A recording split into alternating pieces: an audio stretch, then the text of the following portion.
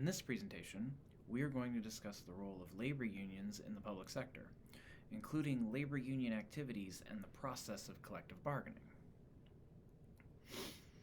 A labor union is an organized association of workers formed to protect and further their rights and interests. Typically, when we think of labor unions, we think of disputes over wages and benefits. We also typically think of strike activity. When I was young, my father was active in his union. He was a public school custodian and served on the bargaining unit for the support staff in a small school district. I remember some discussion of the collective bargaining process as a kid when he would talk about how negotiations with administration were going. It sparked my interest in public employee labor issues and became a big reason that I decided to explore this area as a researcher. My father did not really discuss labor union issues in terms of good or bad, or right or wrong. He often told me that whether he thought an employee was right or not in their complaint against the administration was not particularly important, but that what was important was that they defend the language in the contract. In negotiations, of course, their representatives protected the interests of the workers, but not all things in the contract were points of contention. At times, there were things that both sides agreed needed to be fixed, and then the question was how to fix those things in a way that works for both administration and labor. Over the years, some contract negotiations were, of course, run more smoothly than others, and in his experience, from what I remember, there were certainly some very contentious negotiations where labor and management had a very tough time coming to agreement on certain things. Labor unions allow for shared governance, where workers have some say in the workplace. This is particularly important for public administrators because labor unions exist in the public sector far more than they do in the private sector. You can see from the graph of union membership that public sector union membership grew throughout the 1960s and 1970s, while private sector union membership has been on the decline. Overall, because the private sector accounts for a much larger part of the workforce than the public sector, union membership has been on the decline for decades.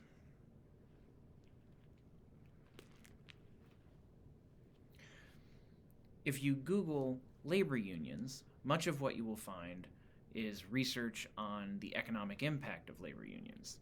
Today we are going to talk about what labor unions do and the process of collective bargaining. This is particularly important because public administrators often have to work within the language of a contract. In negotiations, oftentimes administrators are working to protect their management rights, which is the ability to make management decisions at their own discretion. Public administrators in unionized areas of employment have to make decisions that are compliant with a contract. For example, if a principal works in a non-union school district, then they may be able to decide to move a teacher from one class level to another more easily than if they have to consult and follow a procedure negotiated in a contract in order to do so. Before we get to the process of collective bargaining, we should cover some basic union activities. First, labor unions organize their members. This involves holding meetings, explaining the rights of the workers, and outreach to best represent their concerns. Second, labor unions lobby state legislatures and Congress for policies that are beneficial to their members. Third, when negotiations break down, unions sometimes participate in strike activity. Many public employees, such as police officers and firefighters, do not have the right to strike.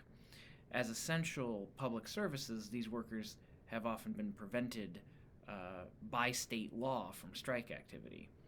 Instead, a mechanism of binding arbitration will bring a final resolution to contract negotiations in the case of a stalemate. Sometimes labor unions decide to participate in acts that aren't technically striking, like slowdowns or sick-outs. Slowdowns are as they sound, working at a slower pace to gain the attention of management as productivity declines. This is more relevant in the private sector, where slowing down can harm the production of goods. Sick-outs are when members of the workforce organize a time to all call in sick on a specific day, leaving management short-staffed. And finally, the wildcat strike is a form of strike that is not authorized by the labor representation. This is when, against the advice of the labor union, the workers decide to go on strike anyway. This is not an exhaustive list of union activity, but these are some of the basic activities that you see unions participate in the workplace. Now, a major part of how public employee unions work is through collective bargaining and negotiations, and public administrators need to be able to navigate these negotiations. So there are some basic steps to the collective bargaining process that we should cover. In practice, these steps overlap, and bargaining is not a completely linear process, but this will give you some idea of how collective bargaining works. Each side has to establish a bargaining committee and a negotiating team. This includes a chief spokesperson that will represent their side. It is important to analyze the experience under the previous contract, if there is one. This process often starts shortly after the current agreement is signed. Administration will begin to determine any problem areas from management's perspective, and will offer advice on what needs to be addressed in the next contract. Both management and labor will consider the grievances that have been filed under the current contract, and will think about ways to prevent grievances in these areas in the future. It is also important to analyze the wages and benefits data, particularly comparable information from similar jurisdictions or occupational groups. This step may involve conducting a wage and benefits survey. It may also involve responding to the other party's request for data. The union will often review the employer's budget and financial data. There is good reason to analyze any recent developments and relevant agreements in other jurisdictions.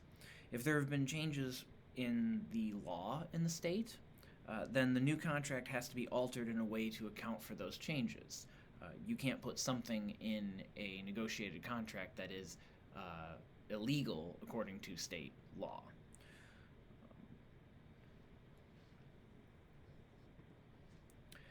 Each side then has to prioritize their demands. This is where management and labor each have to decide what is important to them and what they are willing to budge on in negotiations. In this step, each side has to prepare their justification for their positions too. Administration and labor then needs to arrange joint pre-negotiation conferences to establish the rules of the game and determine schedules.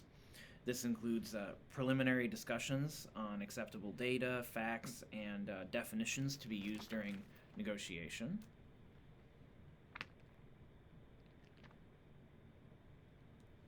The administration and labor will make formal presentations of written proposals and demands.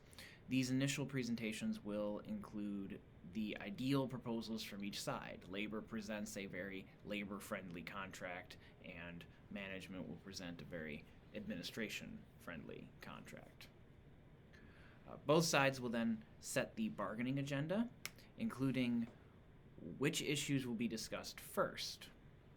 They may choose to attempt to resolve simple, non-controversial issues first and save the bigger disagreements for later in negotiations.